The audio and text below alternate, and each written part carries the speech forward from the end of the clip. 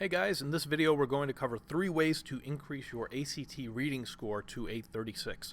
I'm Paul Novak, I'm the founder of Iris Reading, and if you're not already familiar with the work that we do, we teach speed reading and memorization techniques to students and professionals, and we do these courses online and in person.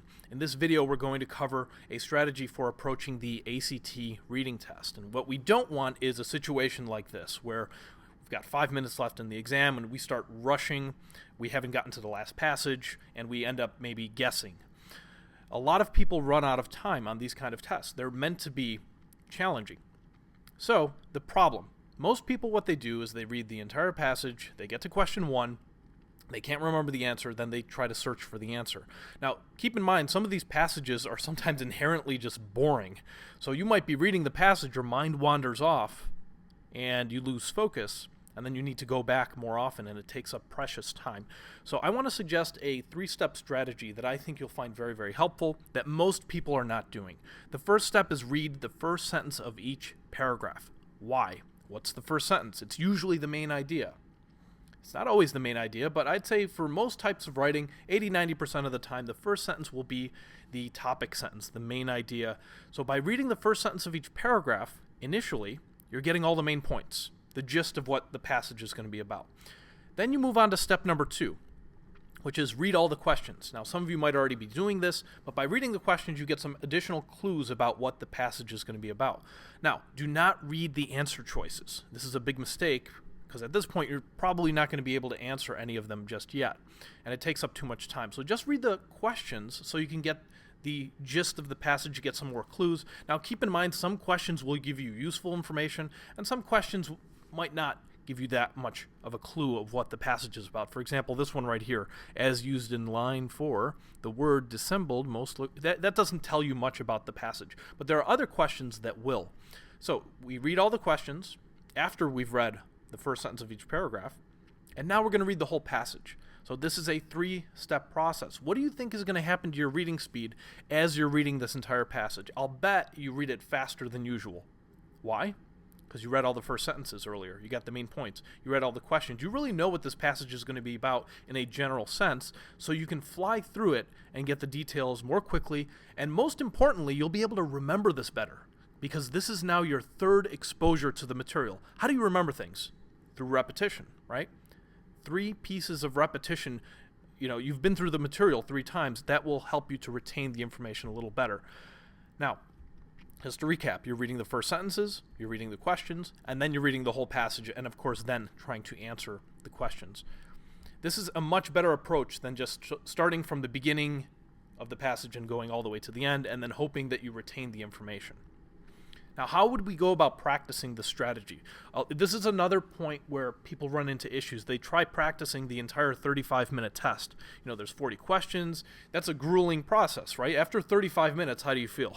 Sometimes you feel a little exhausted from just practicing for that time frame. And you might find after 35 minutes, you didn't even finish the test in time. You have to guess on maybe the last few questions. So I want to suggest a different way of practicing that I think you'll find more helpful. Let's think about the structure. You have 40 questions, you have 35 minutes, and you have 4 passages. And there's an equal amount of questions per passage in the ACT reading test. You've got 10 questions per passage. So we need to figure out how much total time, and basically all we're doing here is taking 35 minutes divided by 4, and you get a magic number of 8 minutes and 45 seconds. This is your goal per passage and questions. So instead of practicing the entire 35-minute test, what I suggest you do initially when you're preparing for this test is you start off doing these mini practices of 8:45. 8 minutes, 45 seconds. Put it on the clock. Use the timer on your phone or some other timer. See if you could just finish one passage with the 10 questions. And it's also important to track your progress while you're doing it. So you want to see if you could finish in 8:45. Well, on day number 1, you might try this out, and you might initially find yourself not doing it in time. Maybe you're taking 11 minutes and 27 seconds. Hey, you know what? That's not fast enough, but at least you know that after doing a quick 11 minutes or so of practice. And then, of course, you check your score. How'd you do? You try this again. Now, you might try this again the same day or on another day, and maybe this time you spend a little less time. That's progress right there, 10 minutes instead of the 11 earlier. Maybe you got the same score. You try this again, maybe the same day or the next day. And notice how little by little, now I'm just giving examples of tracking your progress here.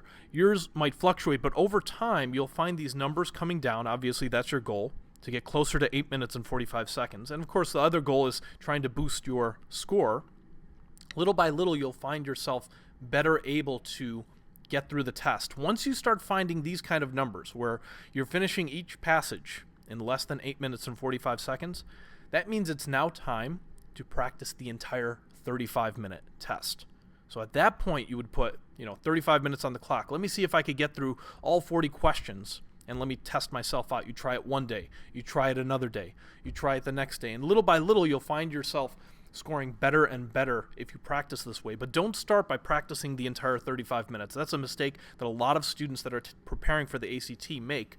Instead, start off with those mini practices, 8 minutes and 45 seconds. Once you can finish a passage and questions in that amount of time, then it's time to move forward beyond that. And that's how you can successfully score a lot better on the ACT reading section. So I want to thank you for watching. My name's Paul Novak. If you have questions and you want to connect with me by email, Facebook, LinkedIn, or Twitter, feel free to do so. Also, if you're interested in our courses on speed reading and memorization techniques, go to irisreading.com. I think you'll find those courses very helpful. So thank you again for watching, and enjoy the rest of your day. Take care.